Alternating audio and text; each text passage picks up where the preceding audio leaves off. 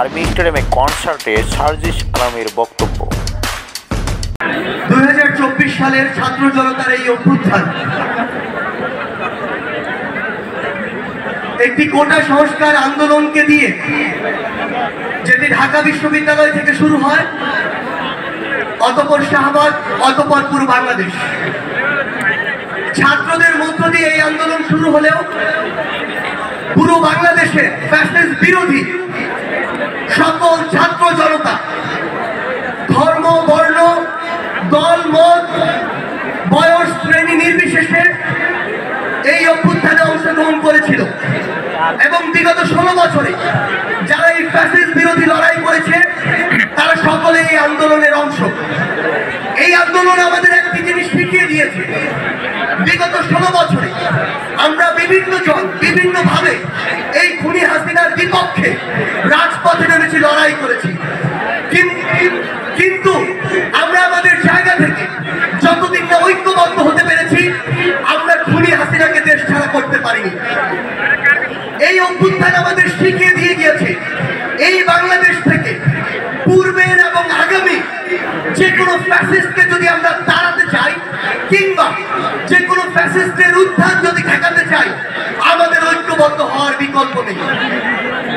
আমি বাংলাদেশের এখন যারা বিভিন্ন রাজনৈতিক দল রয়েছে আপনাদের প্রতি পুরো বাংলাদেশের শহীদ পরিবার এবং আহত যোদ্ধাদের সামনে রেখে শুধু একটি অনুরোধ করতে চাই, এই বাংলাদেশের স্বার্থে, বাংলাদেশের মানুষের স্বার্থে, আমার জীবন দেয়া, রক্ত দেয়া ভাই বোনদের স্বার্থে দয়া করে আপনারা বাংলাদেশে আর নতুন করে রাজনৈতিকভাবে এই বিভাজনগুলোর সৃষ্টি করবেন না।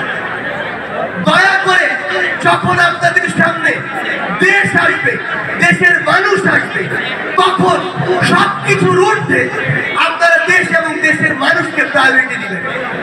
আমরা যদি ঐক্যবদ্ধ থাকতে পারি তবে খুনি হাসিনার কোনো দোষর কেন, খুনি হাসিনা কেন, তার কোনো চিহ্ন এই বাংলাদেশে থাকতে পারবে না।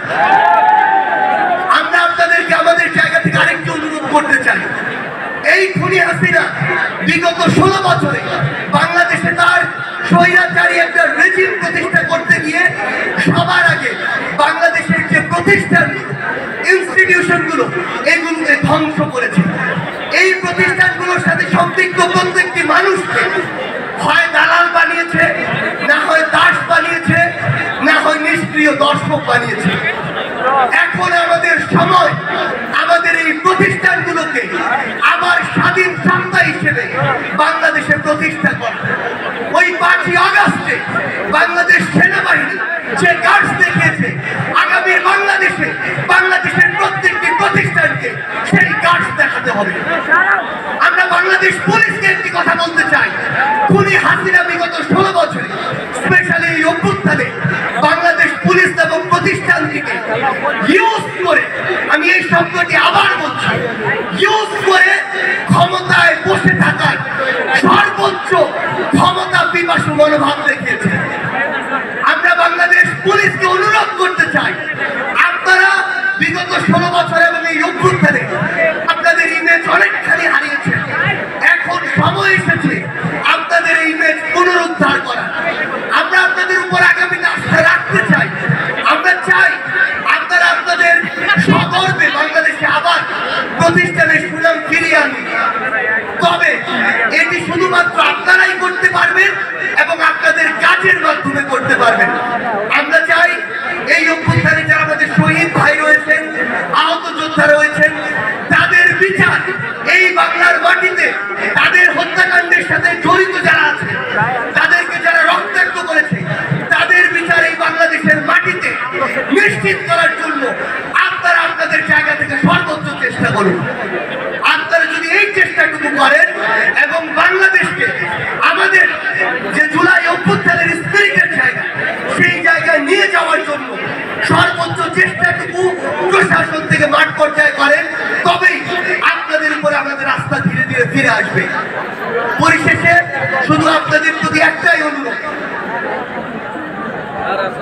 এত রক্ত, এত জীবন, এসবের বিনিময়ে 2024 বাংলাদেশের ছাত্র জনতার যে অভ্যুত্থান, তরুণ প্রজন্ম থেকে শুরু করে বাংলাদেশের প্রতিটি মানুষের যে আশা, আমরা যেন ব্যক্তিগত জায়গা থেকে সেই আশার সাথে বিশ্বাসঘাতকতা না করি। আমরা যেন ব্যক্তিগত পারিবারিক সুবিধার জন্য একজন যোগ্য মানুষকে বিভিন্ন উপায়ে পিছনে না হয়ে, আমরা যেন নিজের স্বার্থের জন্য তদবির করে একজন যোগ্য মানুষকে তার স্থান থেকে সরিয়ে না দিই।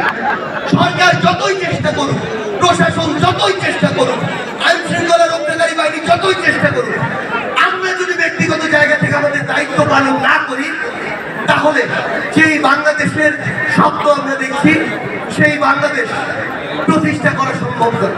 কিন্তু আমরা প্রত্যাশা রাখি এই তরুণ প্রজন্মের কাছে, যারা এই অভ্যুত্থানের নেতৃত্ব দিয়েছেন, আপনারা সামনে থেকে এই অভ্যুত্থানের স্পিরিটকে সামনে রেখে আমাদের কাঙ্ক্ষিত বাংলাদেশ প্রতিষ্ঠা অগ্রসেনানীর ভূমিকা পালন করবেন। শেষ করতে চাই, যে স্লোগানগুলোকে বুকে ধারণ করে এই অভ্যুত্থানের শুরু থেকে শেষ পর্যন্ত আমরা লড়াই করেছি, আমরা একসাথে সেই স্লোগানগুলো দিতে পারবো কিনা?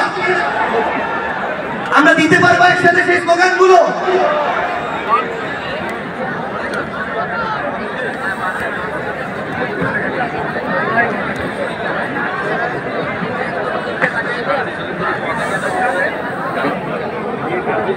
ঢাকা বিশ্ববিদ্যালয়ের কেন্দ্রীয় লাইব্রেরির সামনে থেকে শাহবাগ থেকে পুরো বাংলাদেশ, আমরা একসাথে নিজের সবটুকু দিয়ে স্লোগানগুলোতে আমাদের গলা মিলাবো।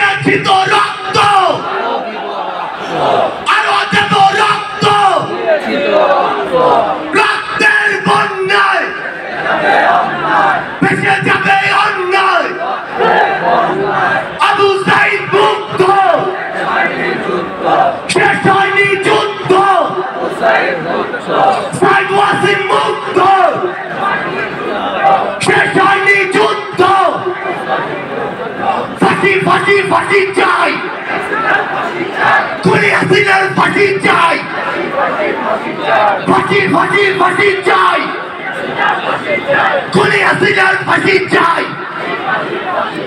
আমরা বিশ্বাস করি আগামীর বাংলাদেশে যত খুনি ছিল, খুনি হাসিনা সহ, তাদের দৃষ্টান্তমূলক শাস্তি দেখে, তাদের ওই ফাঁসির মঞ্চ দেখে, ওই মঞ্চে থেকে তাদের লাশ নামানোর দৃশ্য দেখে আমরা এই বাংলাদেশ থেকে চিরনিদ্রায় শায়িত হতে পারবো। তার পূর্ব পর্যন্ত আমাদের যে সংগ্রাম, আমাদের ইনকিলাবের যে সংগ্রাম, সেই সংগ্রাম চলবে। দেখা হবে আপনাদের সাথে হয় সংগ্রামের রাজপথে অথবা বিজয়। ইনকিলাব জিন্দাবাদ।